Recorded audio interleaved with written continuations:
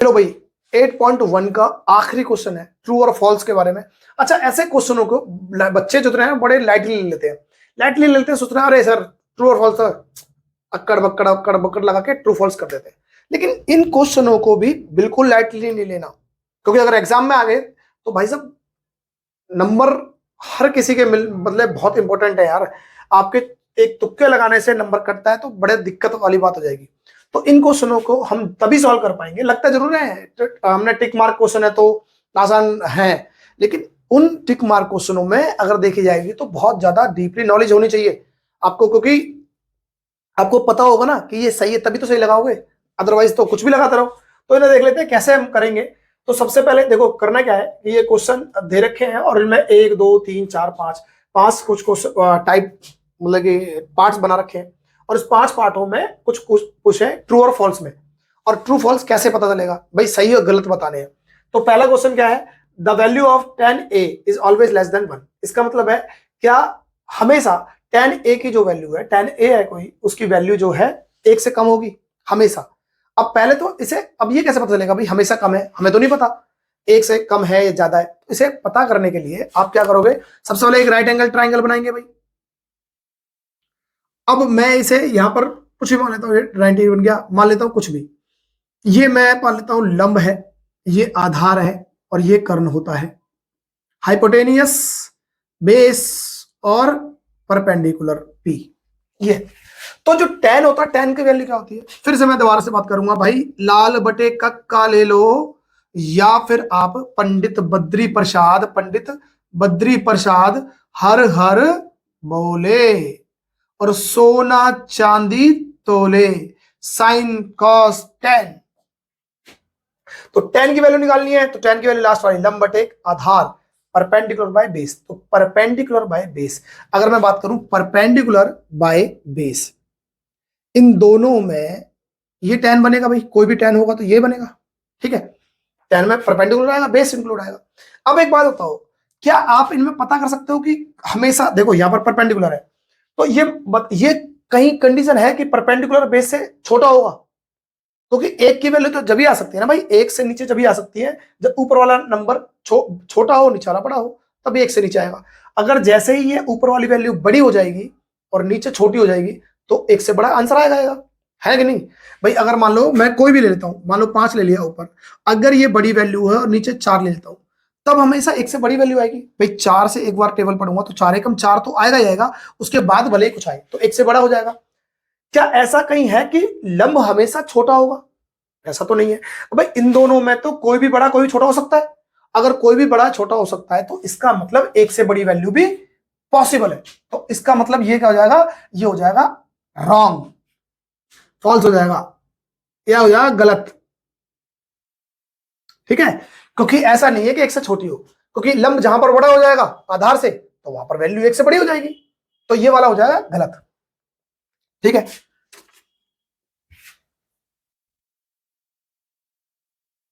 दूसरा देखते हैं भाई, सेक जो ए है वो 12/5 है for some value of the angle ए।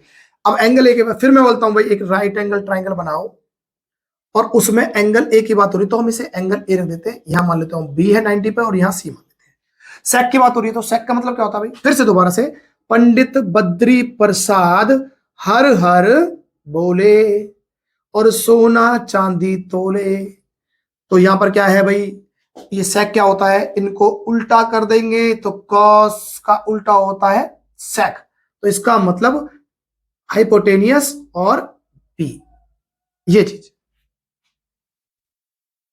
तो ये चीज। अब बोल रहा है कोई एक वैल्यू है, अगर उस पर क्या ये हो सकता है, तो आप देखो कि सेक की वैल्यू क्या होगी भाई। सेक की अगर हम बात करें तो यह होगा एच और बाई पी, ये चीज। तो यहां पर क्या है 12 और यहां पर क्या है 5, तो कोई तो ऐसी वैल्यू होगी, इसका मतलब क्या है हाइपोटेनियस, जो ये बड़ा वाला कर्ण होता है ये बड़ा होता है, ये ऊपर बड़ी वाली वैल्यू और नीचे बेस। तो ऐसा हो सकता है कि 12 कर्ण हो जाए और दूसरी वाली भुजा 5 हो, तो उसके हिसाब से कहीं ना कहीं तीसरी भुजा भी निकल जाएगी। ऐसा तो नहीं है ना, क्योंकि यहां पर हाइपोटेनियस है, कर्ण है ऊपर। अगर ऐसी वैल्यू होता, अगर मुझे इसकी जगह ये पूछ रहा होता कि ये पॉसिबल होगा, मैं बिल्कुल मना कर देता। क्यों, अरे भाई साहब हाइपोटेनियस होगी ऊपर, कर्ण होगा, और कर्ण जो होगा वो दोनों भुजाओं से बड़ा होता है, तो यहां पर बड़ी वाली वैल्यू होगी, तभी जाके सेक की वैल्यू होगा। और ये 5 से बड़ा है कि नहीं है, बाकी तो कुछ भी वैल्यू रख दो भाई। मान लो मैं ये 12 देता हूं, अगर मान लो ये वाली 5 दे देता हूं, तो ये इन हिसाब से जो हमारा पाइथागोरस होती है उसके हिसाब से कुछ तो निकलेगा, रूट में निकले भले कुछ भी निकले, कुछ निकल जाएगा, सेटिस्फाई हो जाएगा। तो कर्ण ऊपर है तो ऊपर वाली वैल्यू बड़ी होनी चाहिए। अब यहाँ लंब हो, आधार हो, कुछ भी हो, तो इनसे बड़ी है, तो इसका मतलब ये वाला हो जाएगा ट्रू या सही। यहां पर क्या था, सेक की जो भी जो है सेक ए की 12/5 किसी एक कोई वैल्यू जो एंगल ए पर पॉसिबल है या है, तो कोई भी वैल्यू हो सकती है, तो यहां पर हो जाएगा सही कि भाई ऊपर तो हाइपोटेनियस है, बड़ी वाली वैल्यू आनी चाहिए, बात खत्म। ये 2 क्वेश्चन हो गए। अब इसे बात करते हैं तीसरी का, यहां लिखा भाई cos A is the abbreviation used for the cosecant of angle A. ये गलत है भाई, कोसेक, ये देखो यहां पर क्या है, कोसेक एंट, ये कोसेक का अब्रिविएशन नहीं है, छोटा पार्ट नहीं है, ये है कोसाइन का। तो कॉस जो है, जो हम ए लिखते हैं, वो एक्चुअली में कोसाइन होता है, कोसाइन, ठीक है, इसका छोटा पार्ट है भाई, इसका पार्ट है, तो ये हो जाएगा यहां पर गलत। ट्रू लिख दिया, रॉन्ग, क्या हम लिख देते क्या, फॉल्स, या गलत लिख दो भाई, ये गलत है, ठीक है। कॉट, ये लिख रहा है cot is the product of cot and A, नहीं भाई, कॉट प्रोडक्ट नहीं है, कोई कॉट और ए का प्रोडक्ट नहीं है, ये थीटा को दर्शाता है, एंगल को, और ये साइड के रेशो को दर्शाता है, तो यहां पर ये भी गलत है भाई।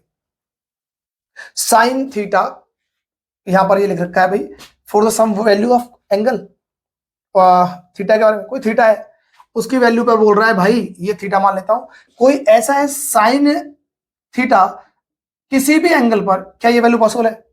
अब सर पहले बताएं साइन का मतलब क्या होता है।